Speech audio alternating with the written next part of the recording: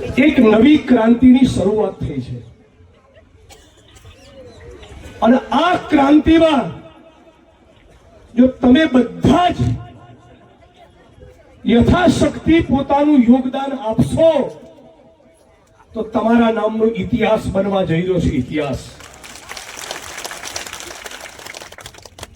સત્તાનો ઘમંડ એ ગાંધીનગરમાં બેઠેલા અને દિલ્હીમાં બેઠેલા માણસોને બહુ જ છે. પણ કબીર સાહેબે કીધું છે કે બડા હુઆ તો ક્યા હુઆ, जैसे पेड़ खजूर पंथी को छाया नहीं, फल लागे अति दूर. फक्त सीटो नहीं, दिल जीतવાનું કામ કરો મિસ્ટર સંઘવી, તો કદાચ તમારું બી કોઈ સારું બોલશે. આ થરાદની જનતા, વાવ સુઈગામનો આપણો આ પંથક, આ ધરતીને હું પ્રણામ અને વંદન કરું છું.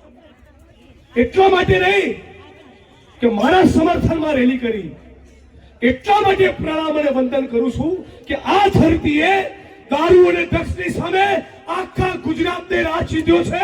આખા ગુજરાતને રાહ ચીંધ્યો છે. પૈસાના જોરે, સત્તાના જોરે કાન પટ્ટી ઉપર બંદૂક મૂકી પોલીસના સામાન્ય પરિવારજનો, એ લોકો પણ કોઈ ખેડૂતના દીકરા છે, કોઈ કરોડપતિ બાપના દીકરા દીકરીઓ નથી. આપણા ગુજરાતના PSI, PI, constable, head constable, ASI, લોકરક્ષક ભાઈ બહેનો એ આપણા જેવા સામાન્ય પરિવારમાંથી આવે છે. કોઈક સામાન્ય ક્ષત્રિય સમાજમાંથી છે, કોઈ દેવી પૂજક, રાવળ, કોળી, ઠાકોર, દલિત, આદિવાસી, વંચિત સમુદાયોમાંથી આવે છે. આઈપીએસ અધિકારીઓ જે છે એ કરોડપતિ બાપના દીકરા હશે, પોલીસના સામાન્ય કર્મચારીઓ નથી. અને એટલે એ અમારા ભાઈ છે. એ પણ થરાદમાં કહેવા માટે આવ્યો છું. આજે આપણે બધાએ સમજવાનું છે કે ગુજરાતની પરિસ્થિતિ શું છે. આ આપણું એક ગુજરાતી તરીકેનું બહુ ગંભીર અપમાન કહેવાય કે આપણા ગામની બહેનો, માતાઓ, વડીલો, ભણે ગણેલા લોકો સતત કહેતા હોય કે ભાઈ મહેરબાની કરીને ડ્રગ્સનો ધંધો મારા ગામમાં નહીં આવવો જોઈએ, મારા ગામમાંથી જુગારનો, દારૂનો અડ્ડો બંધ કરાવો, મારા તાલુકા, મારા શહેરમાંથી કુટરખાના બંધ કરાવો. અને છતાં સરકારી તંત્ર, પોલીસ પ્રશાસનના પેટનું પાણી ના લે. એનો મતલબ એમ કે તમારી કોઈ વેલ્યુ કરતા નથી.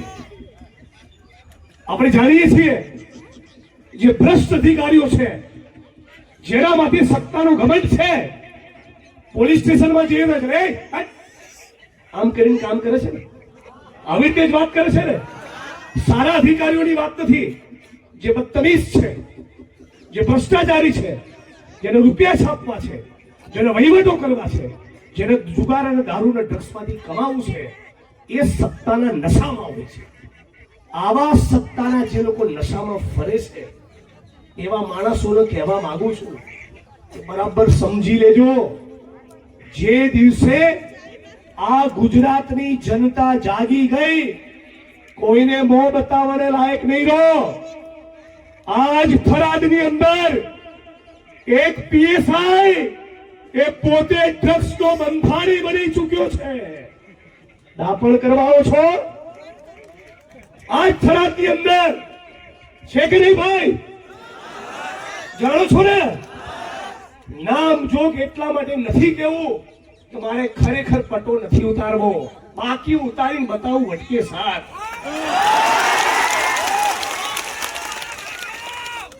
અને કહું છું પટ્ટા ખોટું કરનારા ધારાસભ્યના પણ ઉતરે, કાયદાનું કુંડાળું તોડે તો વડગામના ધારાસભ્યના પણ પટ્ટા ઉતરે અને હર્ષભાઈ સંઘવીના પણ ઉતરે. મારી વાત બહુ સ્પષ્ટ છે. ખોટું કરવું નહીં અને કોઈના બાપથી ડરવું નહીં. આખા ગુજરાતમાંથી ઢગલો મેસેજ વોટ્સઅપમાં SMS તરીકે ફોન આયા પોલીસના જ મિત્રોના કે જિગ્નેશભાઈ અમે તમારી સાથે છીએ, અમે કસાઈમાં પડતા નથી. મરચા એમને જ લાગ્યા છે જેમણે ખોટા ધંધા કર્યા છે. ગુલાબસિંહભાઈએ કીધું આખું પોલીસ સ્ટેશન જાણે બુટલેગરોને હવાલે કરી દીધું હોય. આ બેન દીકરીઓ માતાઓ શિવનગરની સતત વર્ષો સુધી કહેતી રહી કે અમારા વિસ્તારમાં ગાંજો આવે છે, બંધ કરાવો. અમારા વિસ્તારમાં દારૂ વેચાય છે, બંધ કરાવો. અમારા બાળકો ડ્રગ્સના રવાડે ચડ્યા, બંધ કરાવો. તમે એક વાત એમને નહીં માની ત્યારે મારે પોલીસ સ્ટેશન આવવું પડ્યું હતું. આજે તમે બધા થરાદવાસીઓ કહો છો કે 80% બંધ થઈ ગયું. હજી તમે નથી કહી શકતા કે 100% બંધ થયું. વાત સાચી ખોટી? તો 100% બંધ કરવાના ના હોય તો ભવિષ્યમાં ફરી આવવું પડશે. એ પણ ડંકાની ચોટ ઉપર કહું છું. અને મારી વાત તો હું રિપીટ કરીશ. પોલીસના જે પણ પ્રમાણિક, ઈમાનદાર, નિષ્ઠાવાન, રાષ્ટ્રની અને ગુજરાતની સેવા કરનારા, થરાદની સેવા કરનારા મિત્રો છે, એને હું આજ મંચ ઉપરથી સેલ્યુટ કરું છું, વંદન કરું છું. પણ ભ્રષ્ટાચાર કરી તમે તમારી લાંચ વૃત્તિના કારણે કોઈક તેનો વિધવા કરો. ગુજરાતના યુવાનોની રક્તવાહિનીઓમાં, ગુજરાતના યુવાનોની ધમની અને શિરામાં તમે ડ્રગ્સ ઘુસાડવાની કોશિશ કરો તે કોઈ પણ સંજોગોમાં અમે ચલાવવાના નથી. આપણા ગુજરાતમાં એક મિત્રો યાદ રાખજો, આજની તારીખે આપણા ગુજરાતમાં ઓછામાં ઓછા 17 લાખ પુરુષ અને 2.5 લાખ મહિલા એ ડ્રગ્સનું સેવન કરતી થઈ ગઈ. એ ગુજરાતના મોટા છાપાએ નોંધ્યું છે. કેટલા પુરુષો? 17 લાખ પુરુષ અને 1.85 લાખ એટલે કે 2.5 લાખ મહિલાઓ. આવું ગુજરાત જોઈએ છીએ? હે કોઈ દિવસ આ દેશના પ્રધાનમંત્રી કે હાલ બાજુમાં કાર્યક્રમ કરી રહેલા દેશના ગૃહમંત્રી અમિત શાહે ગુજરાતની જનતાને કે ગુજરાતના યુવાનોને અપીલ કરી કે ભાઈ મહેરબાની કરીને આ દારૂ, જુગાર કે ડ્રગ્સના રવાડે ચડતા નહીં? કોઈ દિવસ આવી અપીલ કરી નથી. આ ગેનીબેન સંસદમાં બેસે છે. ગેનીબેન સંસદમાં કોઈ દિવસ કીધું નરેન્દ્રભાઈએ, કબીરભાઈએ હું આખા ભારતવાસીઓને અપીલ કરું છું, નવી પેઢીને અપીલ કરું છું કે ડ્રગ્સના ચારે ચડતા નહીં? કેમ આવી અપીલ નથી કરતા? કેમ તમે ગુજરાતના યુવાનોને એવી શિખામણ નથી આપતા? કેમ કે ક્યાંક ને ક્યાંક ભારતીય જનતા પાર્ટીની એમાં સામેલગીરી છે, એમાં ભાગીદારી છે અને એમના હપ્તા છે કમલમ અને ભાજપના કાર્યાલય સુધી પહોંચે છે. ગુજરાતના દરિયાકાંઠે 72,000 કરોડનું ડ્રગ્સ પકડાયું. કેટલું? પહેલી લાઈન થી છેલ્લી લાઈન સુધી મને સાદ આપો તો ખબર પડે. ગુજરાતના દરિયાકાંઠે કેટલું ડ્રગ્સ પકડાયું? 72,000 કરોડ. કેટલું? હવે સવાલ એ થાય છે કે 72,000 કરોડનું ડ્રગ્સ લઈને આવતું તું કોણ? અને આટલી મોટી માત્રામાં ડ્રગ્સનો ઓર્ડર આપ્યો કોને? આ શાંતિલાલભાઈ ગુટકાનો થેલો લઈને અમેરિકાના એરપોર્ટ ઉપર ઉભા રહે, લડકું લેવાઈ જાય? કોઈકે તો ઓર્ડર મંગાયો હશે ને? તમે અત્યાર સુધી જેટલા પકડ્યા એ બધા ફુદાઓને પકડ્યા છે. તો સવાલ પૂછું છું આ થરાદની ધરતી પરથી કે ડ્રગ્સના માફિયાઓને ક્યારે પકડવામાં આવશે? ફક્ત નાની માછલીઓ નહીં, મોટા મગરમચ્છોને પકડીને બતાવો. મિસ્ટર સંઘવી, તમને ચેલેન્જ આપું છું કે બીજું તો ઠીક, અરે ગુજરાતના મુખ્યમંત્રી અને તમારા વિધાનસભા ક્ષેત્રની અંદર દારૂ નહીં વેચાય એટલી તો ગેરંટી આપો તમારામાં પાણી હોય તો. કોંગ્રેસ પાર્ટીના અમારા સાથી દર્શન નાયકે 450 દારૂના અડ્ડાનું લિસ્ટ આપ્યું સુરત જિલ્લાનું. અને છતાં આજે પણ સુરત શહેરમાં અને ઇવન હર્ષ સંઘવીના વિધાનસભાની અંદર એ દારૂના અડ્ડા ચાલે છે.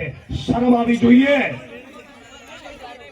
આપણા ગુજરાતની અંદર દારૂ અને બુટલેગરોની વિરુદ્ધમાં છાપાના અહેવાલ પ્રમાણે 48,000 ફરિયાદો આવી.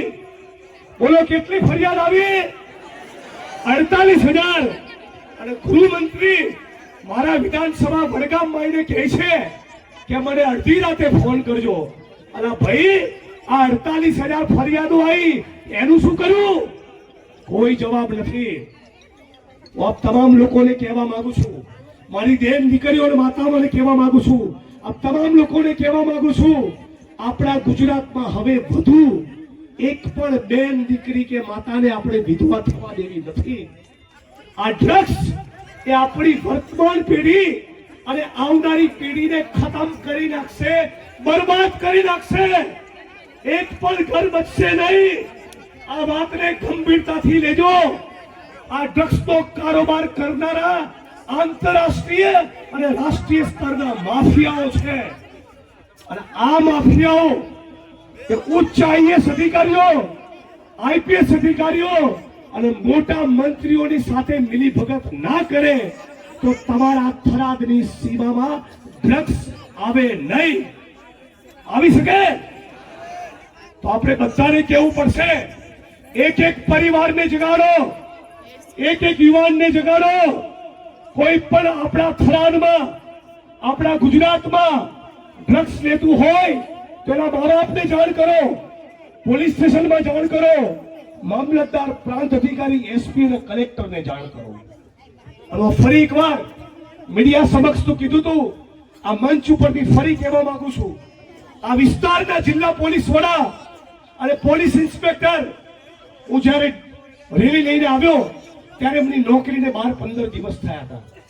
એમનો ખાસ વાંક નથી, હું આ મંચ ઉપરથી કહેવા માંગુ છું. પણ જે ગુલાબસિંહભાઈએ કીધું કે બાકીનો એમનો જે સ્ટાફ છે, એક પીએસઆઈ જે પીઆઈ ના ઘમંડમાં ફરે છે, પીઆઈ ને ખુરશીમાં બેસવા નથી દેતા, પોતે ડીવાયએસપી જેટલો પાવર કરે છે, અને એના ડીવાયએસપી એ લોકોની જવાબદારી બનતી હતી જિલ્લા પોલીસ વડાનું ધ્યાન દોરવાની કે તમારી કચેરીથી 200 મીટરના અંતરે ડ્રગ્સ વેચાય છે સાહેબ. આ એમની જવાબદારી બનતી હતી. ઊંચા અવાજે બોલ્યો અને હજી ઊંચા અવાજે બોલીશ. જેના પાપ હોય એને ડર લાગે. મારે પેટ્રોલ પંપે નથી, ગેસની એજન્સીએ નથી, ખાણ ખનીજની લીઝે નથી, હું જમીનની ફાઇલે ચલાવતો નથી, અને મારે 1 ઇંચ જમીન એને કરાવવાની નથી. એટલે બોલી શકું છું. તમને પણ કહું છું, આ મંચ ઉપર બેઠેલા મિત્રો અને ઓડિયન્સમાં બેઠેલા મિત્રો, પોટલીઓ મારતા હોય તો બંધ કરી દેજો. તમારી આવનારી પેઢી બરબાદ થશે. આ ડ્રગ્સ એ કોઈને છોડશે નહીં. 70-72 હજાર કરોડનું ડ્રગ્સ તો પકડાયું. એની સાથે એક તાકાતથી નારો લગાવશો, હું કહીશ લડેંગે, તમારે કહેવાનું જીતેંગે. અને બીજી વાત હું કહીશ કે જે મંત્રી ડ્રગ્સના ધંધામાંથી કમાય એને ગુજરાતનો ગદ્દાર કહેવાય. શું કહેવાય એને? શું કહેવાય? ગુજરાતનો ગદ્દાર. શું કહેવાય? 2 હાથ ઊંચા કરીને બોલો. જે મંત્રી ડ્રગ્સમાંથી કમાય, જે મંત્રી ડ્રગ્સમાંથી કમાય, જે મંત્રી ડ્રગ્સમાંથી કમાય, આવા ગદ્દારો સામેની લડાઈ છે. આ આંદોલન, આ મુહિમ એ કોઈ પણ સંજોગોમાં રોકવાનો નથી.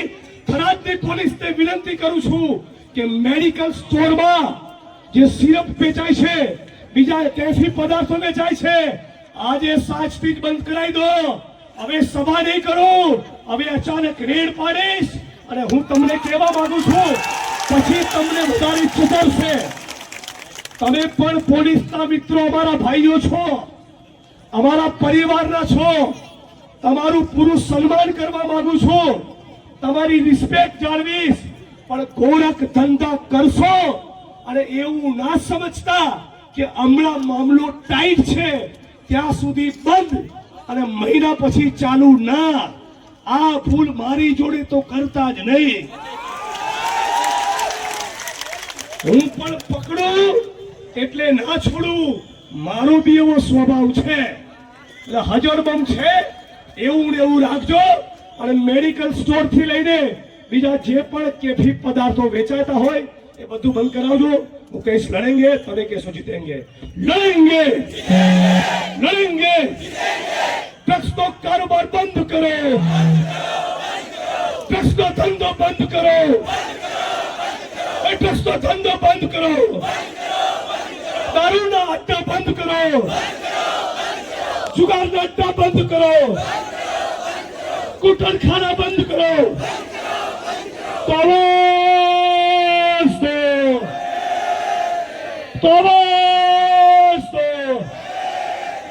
લડેંગે, લડેંગે, લડેંગે. જે મંત્રી ડ્રગ્સમાંથી કમાય એ ગુજરાતનો ગદ્દાર કહેવાય. આવા ગદ્દારોને છોડવાના નથી. તમારા બધા કચ્ચા ચિઠ્ઠા ખોલવાના છો આવનારા દિવસોમાં. એની બેન આપું છું ભાઈ.